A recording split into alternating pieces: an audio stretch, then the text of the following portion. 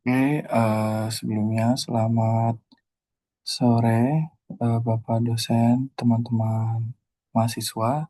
Hari ini, pada kesempatan kali ini, saya akan coba mempresentasikan tentang arsitektur piramida bisnis di Big Data. Oke, kita lanjut. Pertama ada penjelasan ya, penjelasannya dulu.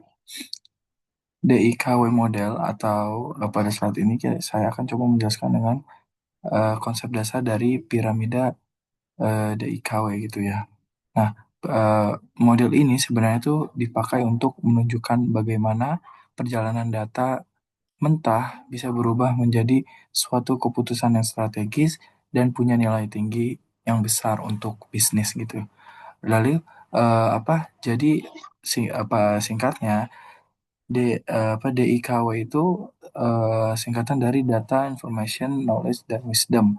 Nah, empat level ini menunjukkan tahapan dari sebuah data yang diproses sampai akhirnya bisa menjadi insight yang benar-benar berguna untuk bisnis gitu ya. Jadi semakin atas piramidanya, maka nilai datanya akan semakin meningkat dan dari data yang awalnya cuma angka, tapi kalau misalnya kita proses terus-menerus, kita bisa mengerti apa yang terjadi dan bagaimana cara menyelesaikan sampai kenapa strategi tertentu harus dibuat seperti itu.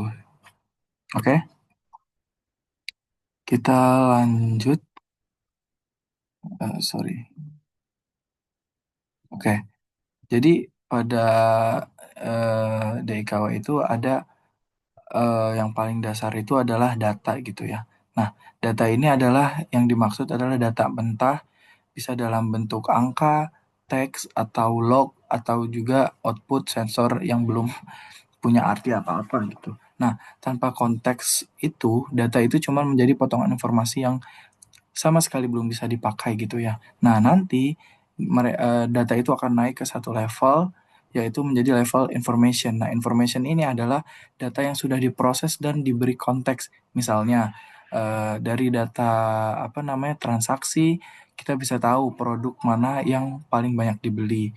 Dan jadi kita bisa memulai menjawab pertanyaan apa yang terjadi gitu. Lalu di level berikutnya adalah knowledge. Nah, knowledge itu di sini kita bisa paham pola atau hubungan antar informasi. Contohnya kita bisa tahu bahwa misalnya penjualan naik bukan hanya karena promo, tapi misalnya juga karena jam-jam tertentu atau segmen pelanggan tertentu gitu.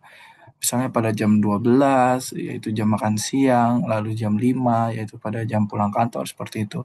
Jadi kita bisa mulai mengerti bagaimana dan kenapa sesuatu itu bisa terjadi dalam bisnis gitu ya. Nah, lalu level paling atas adalah wisdom. Nah, wisdom ini adalah level strategis. Jadi di mana kita tuh bisa menggunakan knowledge itu untuk mengambil keputusan yang besar seperti strategi bisnis atau prioritas pengembangan produk, terus juga bisa arah perusahaannya nih nanti ke depannya mau menjadi seperti apa gitu. Nah, jadi wisdom ini ya semacam pendalaman lah yang kita bisa pakai untuk keputusan jangka panjang seperti itu.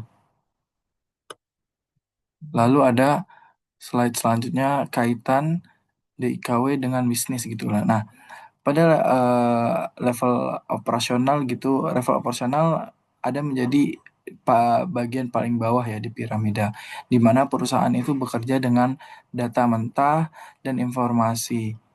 Nah, lalu ini biasanya tuh bisa dipakai untuk mencetak performa harian gitu. Misalnya jumlah pesanan, terus juga jumlah error rate-nya, terus juga masih banyak lagi gitu ya. Nah, level teknis ini ada di tengah, yaitu knowledge gitu. Nah, manajer biasanya pakai level ini untuk menentukan KPI dari pegawainya gitu atau rencana jangka menengah gitu ya. Contohnya untuk menentukan strategi strategi pemasaran bulanan, terus juga memperbaiki alur operasional juga bisa menggunakan itu gitu.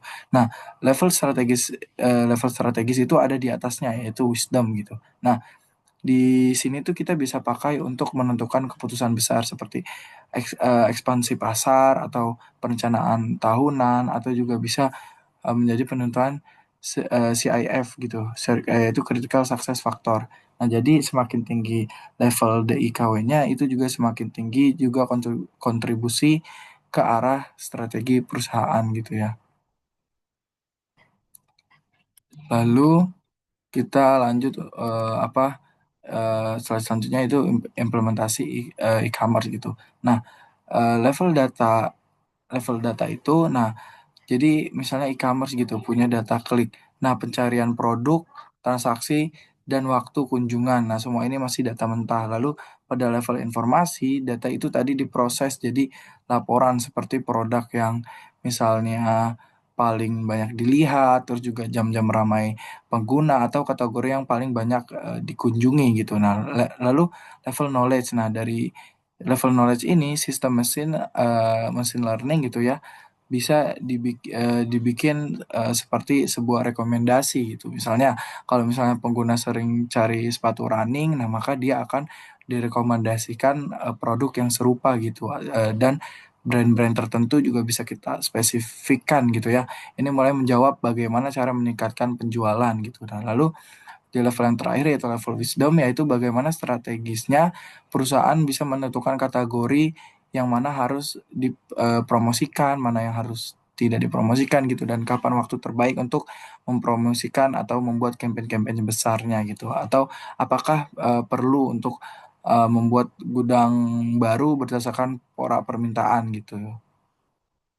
Nah, jadi seluruh proses DIKW ini benar-benar bisa membantu e-commerce gitu ya untuk membangun strategi-strategi yang lebih besar dan lebih cerdas juga gitu. Oke, lalu ini slide referensinya eh bisa dilihat. Oke, mungkin itu saja dari saya. Kurang lebih mohon maaf. Terima kasih. Jika ada pertanyaan, kita bisa diskusi di kolam forum ini. Terima kasih.